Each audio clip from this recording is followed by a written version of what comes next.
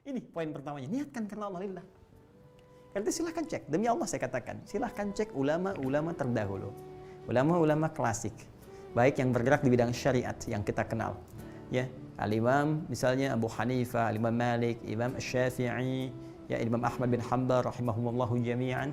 Ya, saya mengambil periode yang agak di masa-masa emas, ya, yang kalangan salaf tapi di akhir-akhir, sehingga lebih dekat kepada generasi-generasi setelahnya. Kalau sahabat sampai ke Nabi nggak usah ditanya, itu udah otomatis niatnya sempurna itu, ya, insya Allah sempurna. Karena itu di ilmu hadis al-ashab kulluhum udul, semua sahabat tuh kategorinya adil semua, karena niat baiknya luar biasa, tak tergambarkan, ya. Sedang nggak butuh aja bisa ngasih orang.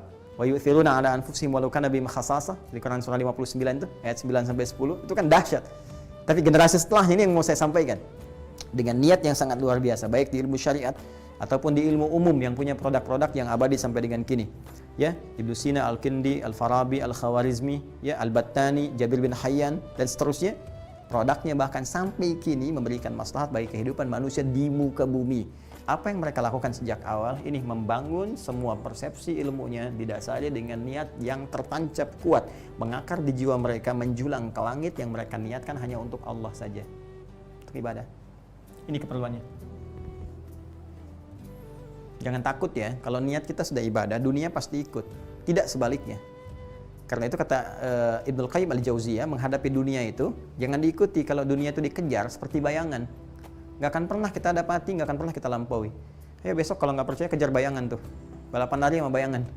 Anda capek sendiri, ya. Maka bagaimana caranya? Berbalik. Tinggalkan, maka bayangan akan mengikuti.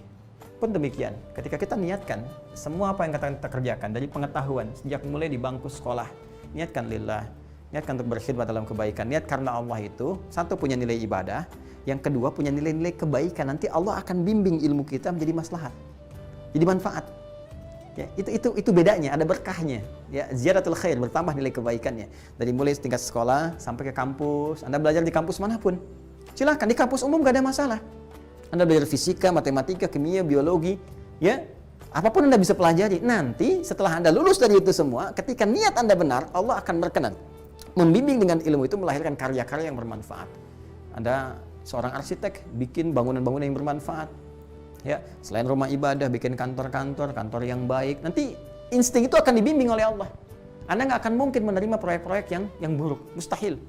Ya, Anda belajar dengan benar, niatnya karena Allah, tiba-tiba Anda bangun tempat-tempat maksiat, itu mustahil. Hati Anda akan berontak. Ya, hati kita akan berontak, mustahil. Ya, ini tuh poinnya. Pun demikian, Anda belajar ilmu hukum, belajar ilmu ekonomi, ya, politik dan sebagainya, itu akan terbawa suasana itu. Ketika benar niatnya, arahnya pasti akan baik. Mustahil orang belajar ilmu hukum, kemudian niatnya benar karena Allah, dia ikuti dan dia iringi dengan ketakwaan kepada Allah, mustahil akan menyimpang dari kaidah-kaidah kebenaran, itu mustahil. Di ekonomi demikian, apalagi dalam ilmu syariat. Karena hati-hati, penyimpangan bisa terjadi bukan hanya dalam ilmu umum, dalam ilmu syariat pun bisa terjadi. Betapa banyak orang-orang belajar ilmu-ilmu tertentu, bahkan dalam konteks syariat bisa keliru, bisa fatal dan bisa salah. Ya, bahkan para ulama mengidentifikasi sejak dulu, ini bisa menyimpang, bahkan dari sisi pembelajaran ilmu agama. Ya, itu bisa dibuktikan. Ya, ini niat. Ini tidak mudah teman-teman sekalian. Ya, bahkan saya juga mohon didoakan ya. Mohon dengan sangat didoakan para ustadz, para kiai, para habaib, ya, ulama-ulama kita, ya, baik yang personal maupun tergabung di komunitas, ya, di ormas, baik MUI atau ormas-ormas tertentu, doakan, karena nggak mudah pelihara niat ini. Ya, di antara manusia-manusia, insan beriman yang dihisab di hari kiamat, yang di awal-awal, 3 golongan utama itu banyak masuk neraka.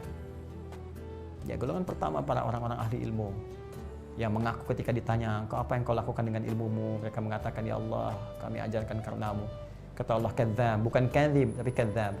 Kadzib sekali dusta, kadzdzab banyak berdusta.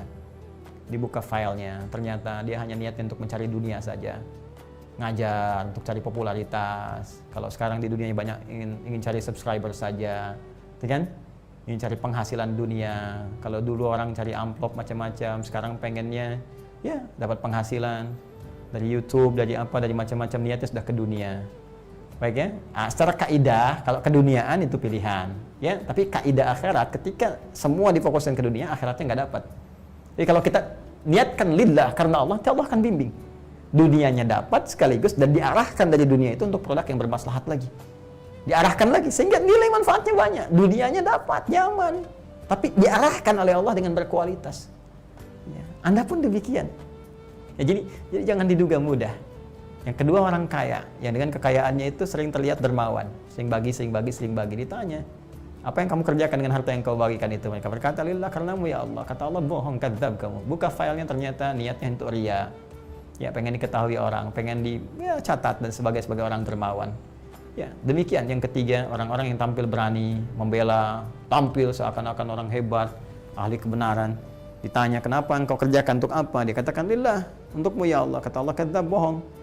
Ya, engkau hanya ingin dikenal sebagai orang pahlawan, sebagai orang hebat, sebagai orang begini. Enggak ada kamu kepentingan akhiratnya. Akhirnya, apa yang dikerjakan di dunia itu tidak punya nilai akhirat. Ketika kosong akhirat, gak mungkin masuk surga. Berat, apalagi timbangan dosanya tak terukur, maka mesti dicuci di tempat yang sangat menakutkan, mengerikan. Ya, yaitu neraka. Dan sering-seringlah baca ayat tentang neraka supaya kita bisa menghindarinya.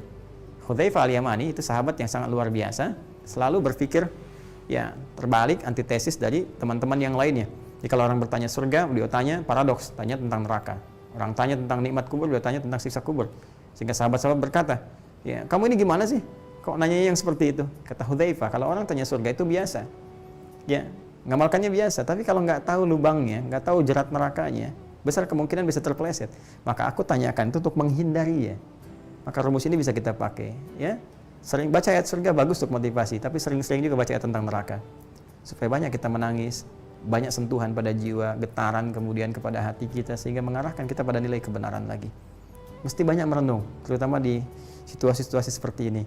Ya, boleh jadi Allah berkehendak untuk mengembalikan kita pada fitrah yang benar itu, pada fitrah yang lurus, untuk kembali kepada Allah. Disadarkan, kamu ini sehebat apa, sekuat apa sih?